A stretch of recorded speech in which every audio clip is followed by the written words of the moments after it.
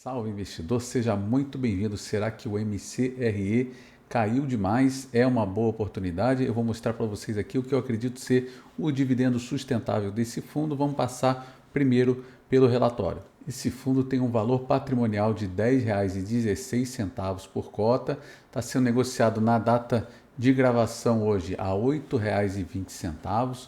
Número de cotistas 88 mil. Liquidez do fundo 5,8 milhões de reais por dia, bastante liquidez.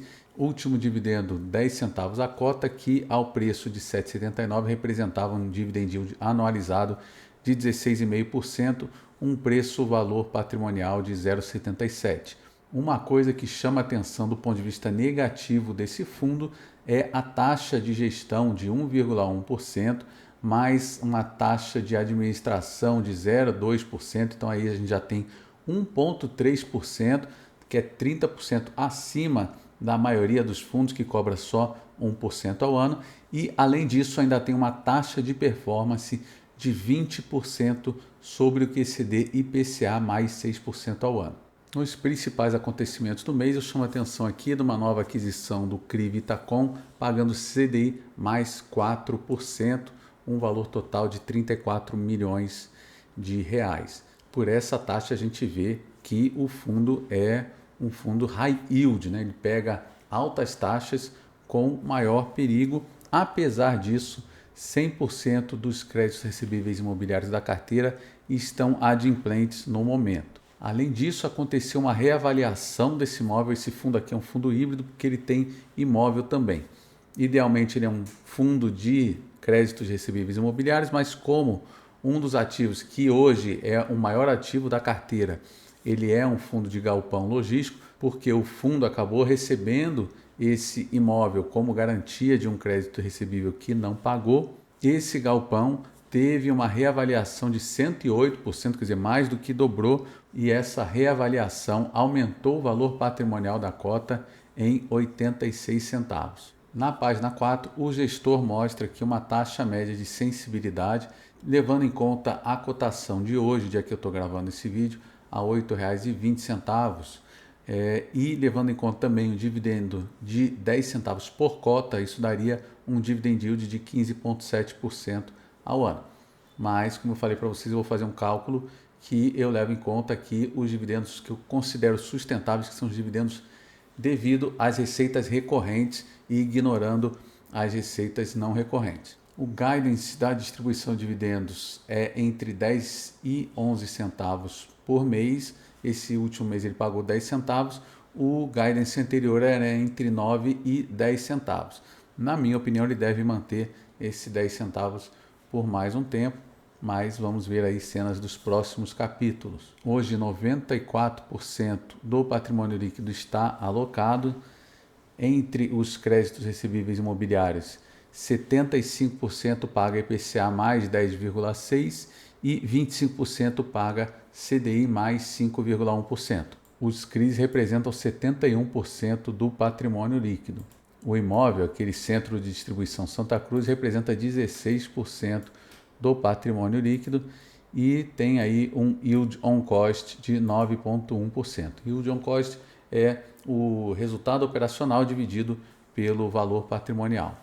Esse fundo também tem fundo de investimentos imobiliários dentro dele. Na minha opinião, os fundos de CRI não deveriam ter fundo de investimento imobiliário, porque você acaba pagando uma taxa dupla. Se você quiser ter fundo de fundos, você investe direto num fundo de fundos e não num fundo de CRI. Essa é a minha opinião, tá? Mas ele tem aqui 7% do patrimônio dele é de fundo de investimento imobiliário, que segundo a gestão aqui está pagando 16,2% ao ano.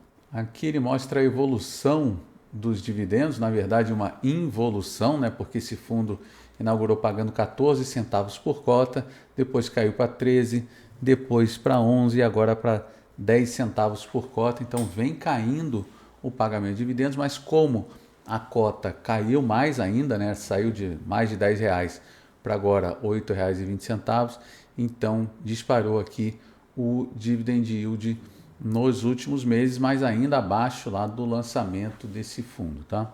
Olhando aqui para a rentabilidade histórica, esse azul mais escuro é a cota a mercado, mais os dividendos pagos. Hoje acho que está perdendo para o CDI, tá? Mas se a gente olhar para o valor patrimonial mais os dividendos, aí estaria ganhando do CDI no período. No demonstrativo de resultados, né, ele termina aqui em dezembro de 2024 e o acumulado, eu prefiro olhar o acumulado, né? Então a gente tem aqui o resultado acumulado e eu chamo a atenção para vocês que a gente teve aqui alguns ganhos de capital em créditos recebíveis imobiliários.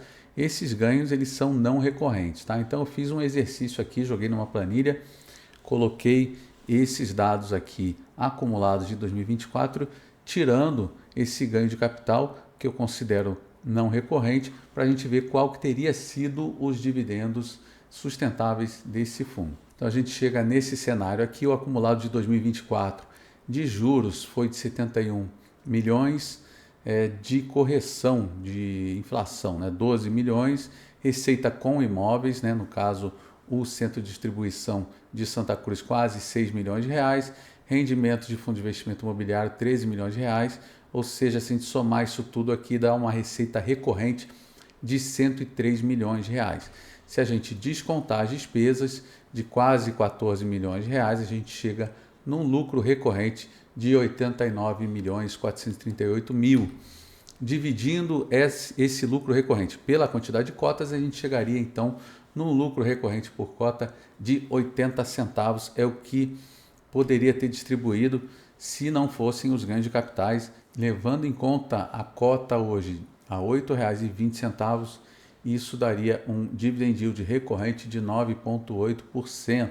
Já o valor distribuído foi de R$ 1,11, que dá um dividend yield de 13,5% na cota de hoje de R$ 8,20, dia 25/2, a data que eu estou gravando esse vídeo.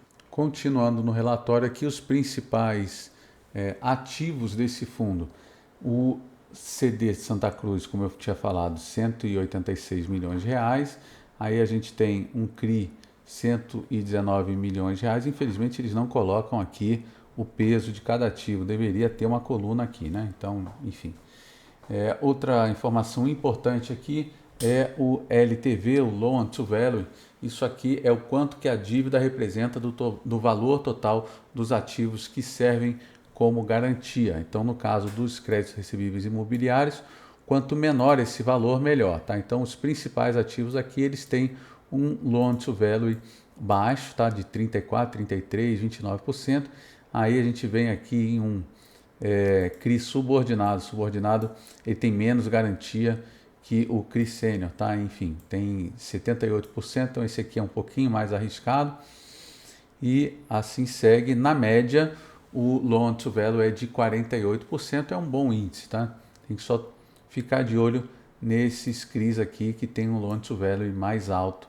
É o caso desse aqui que tem 79,6 milhões de reais alocados. O total dos ativos é de 1 bilhão 144 milhões de reais. Além de créditos recebíveis imobiliários, aqui a gente também tem alguns créditos estruturados, tá? Então tem detalhamento aqui. O maior deles representa 2,2% da carteira, que é esse FI Mauá Capital Propriedades. E aqui me chama a atenção, né, de os devedores serem fundos de investimento imobiliário também da Mauá. Então, FI Mauá Capital Propriedades, FI Mauá Renda Urbana.